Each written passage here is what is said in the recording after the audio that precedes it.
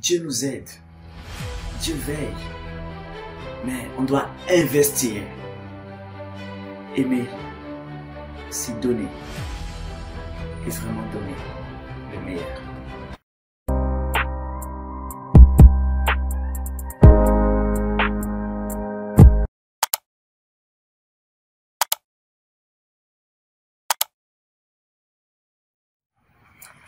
Salutations affectueuses. Avec vous, Emmanuel Nzobo. L'une des questions importantes de la vie en certain âge, c'est celle du choix du conjoint. Ceci étant, j'ai reçu cette question plusieurs fois ces derniers jours et j'aimerais répondre à cette question en énumérant 10 caractéristiques importantes, primordiales chez le conjoint idéal. Restez jusqu'à la fin pour découvrir ces caractéristiques. La première caractéristique d'un bon conjoint, c'est que ce conjoint doit aimer Dieu. Pourquoi? Parce que cette personne ne pourra être stable, assise dans une fidélité que lorsqu'elle a la crainte de Dieu précisément. Et la crainte de Dieu l'emmène à bâtir sa fidélité sur Dieu.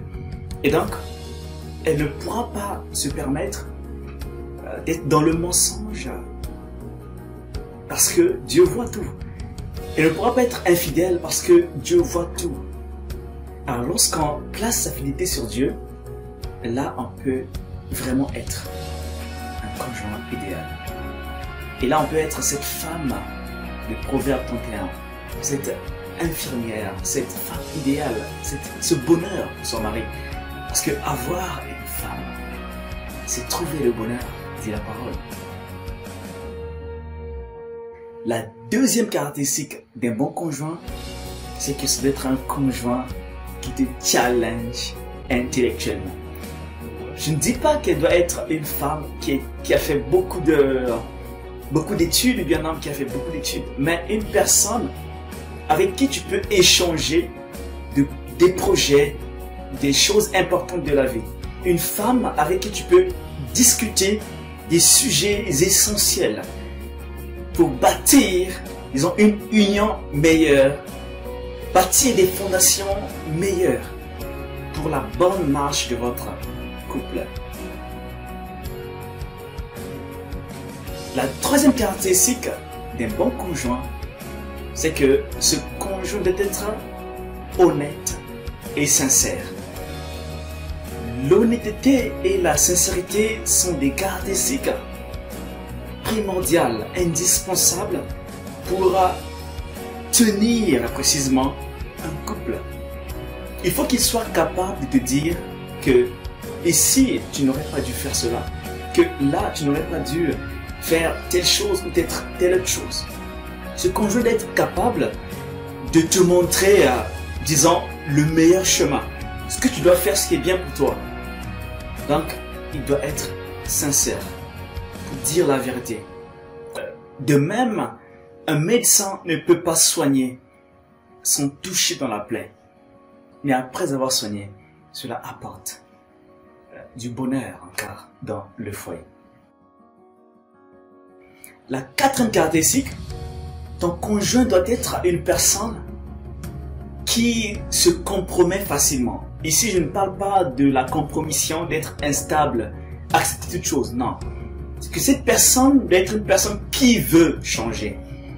Les études montrent que la plupart des couples qui tiennent longtemps, qui vivent longtemps, sont des couples dont le mari et la femme sont désireux précisément d'apporter le changement. Dans le couple, c'est un moment où on met l'équilibre. Les deux ne sont pas parfaits. On n'est pas tous deux parfaits.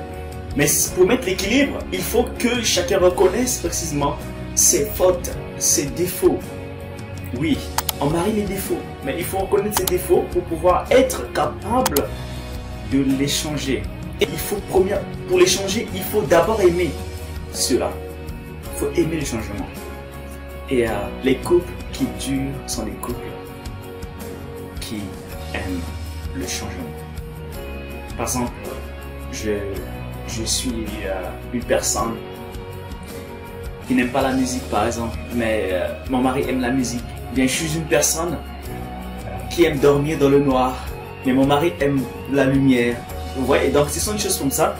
Par exemple, je suis une personne qui aime utiliser la pâte dentifrice en appuyant au milieu. Mais le mari, lui, il aime appuyer toute la pâte dentifrice. Des petits changements qui sont importants dans la vie. Et donc, on doit se compromettre, accepter le changement. C'est ça qui pourra faire de nous un couple meilleur.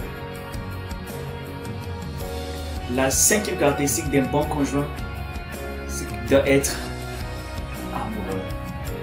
C'est qu'il doit avoir de l'empathie, c'est-à-dire se mettre à la place de l'autre et être assez amoureux et aussi être gentil. L'empathie vous emmène à vous comprendre l'un l'autre, se mettre à la place de l'autre. On ne sera pas toujours emmené à donner des excuses sur des choses ou bien à donner des justifications. Mais quand on est empathique, on comprend pourquoi ceci est arrivé, pourquoi mon conjoint est par exemple parti à telle place, pourquoi telle chose arrive. Il y aura toujours des différences dans le couple. Mais lorsqu'il y a l'empathie vous aide précisément à pouvoir surmonter les différences. Et cela est mêlé d'amour et de gentillesse. Donc il faut être empathique, amour et être gentil avec ton conjoint. La bonté est très importante. La 6e caractéristique, écoute bien ceci. Ton conjoint, ta conjointe doit t'accepter tel que tu es. Ce n'est pas je t'aime parce que tu fais ceci ou parce que tu fais cela. Ça doit être une personne qui est capable de te motiver, de croire en toi, même quand toi-même tu ne crois pas en toi, même quand tu as perdu tout espoir, même quand tu n'as plus de force. C'est la personne qui te dit oui, tu peux le faire. Tu es capable. Je crois que tu peux le faire. C'est ça la caractéristique d'un conjoint qui, précisément, t'aime tel que tu es. Un conjoint qui ne t'aime pas pour un intérêt quelconque, mais c'est parce que il a compris c'est quoi l'amour inconditionnel. La 7e caractéristique est celle d'un conjoint qui partage tes pensées, tes idées, tes projets. Si vos pensées, vos idées, vos projets ne vont pas ensemble, il y aura toujours des combats. Il y aura toujours des clashs entre vous. Alors, il faudra avoir une même vision. Donc, la 7e caractéristique, c'est ce conjoint qui a la même vision que toi. Cela est très important pour pouvoir demeurer ferme dans votre couple. La 8e caractéristique, c'est la caractéristique d'un conjoint qui peut facilement vaincre la jalousie. La sécurité dans un couple est très importante. La jalousie, oui, il y a une jalousie d'amour, mais il y a une autre jalousie qui n'est pas précisément bonne. Et donc, ça peut arriver, par exemple, dans un milieu du travail, bien dans un milieu professionnel, que tu travailles avec un collègue. Cela peut parfois apporter des jalousies, peut parfois être très compliqué à résoudre. La sécurité dans un couple, c'est vous qui devez précisément la mettre. C'est pourquoi la sincérité vous aide à vaincre la jalousie. Dire toujours ce qui se passe entre vous. Et donc, quand vous vivez ensemble, c'est très important de pouvoir facilement vaincre la jalousie. Que de demeurer sur un problème pendant des années, pendant des mois, pendant des semaines. C'est très important de pouvoir enlever cette jalousie et pouvoir avancer. Parce que c'est ce qui permettra à sécuriser votre couple. C'est vaincre la jalousie. Cela permet à sécuriser votre couple. Sinon, il n'y aura pas de sécurité. Et donc, les portes sont ouvertes pour la destruction du couple. Et la 9e caractéristique, c'est la femme qui croit en toi.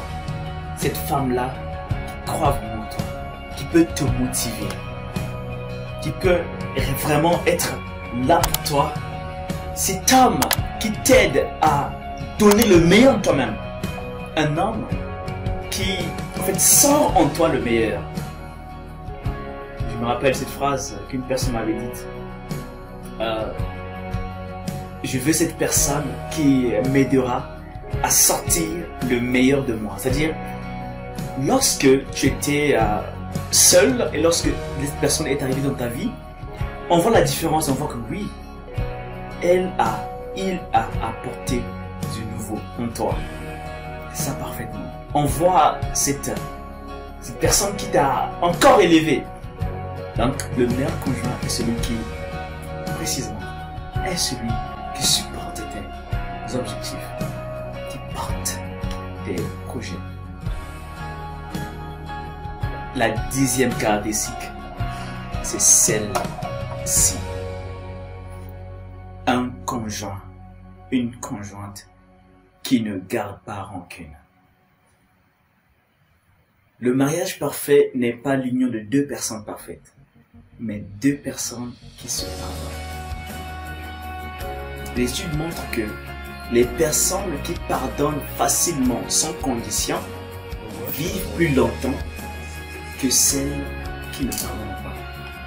Pardonner, c'est sortir d'une prison, se libérer. Et donc, pardonner est très important. Et pardonner ne veut pas dire ne plus aimer. Pardonner, c'est aimer encore. Et vraiment aimer profondément. Et dans un couple, une des choses qui peut aider le couple, c'est que les deux doivent investir. On doit sentir que les deux travaillent. On investit dans le couple pour garder ce que nous avons, pour garder cette union. Oui, Dieu nous aide, Dieu veille, mais on doit investir. Aimer, c'est donner, et vraiment donner le meilleur. Investir est très important pour bâtir un couple meilleur. On doit sentir que l'homme investit et que la femme investit. Un couple à sens unique n'apporte rien. Il n'y aura que destruction. Lorsque l'union est à sens unique, il n'y aura que frustration, frustration, frustration. La réciprocité est très importante. Et donc les deux doivent investir. Et par-dessus tout, garder les valeurs sensées. Ouais. Je pense que ça pourra t'aider. Et donc, garde ces 10 caractéristiques. Si tu les trouves dans le congé de ta vie, ne le laisse jamais partir. Que Dieu te bénisse. Emmanuel, bâtissons des vies sensées.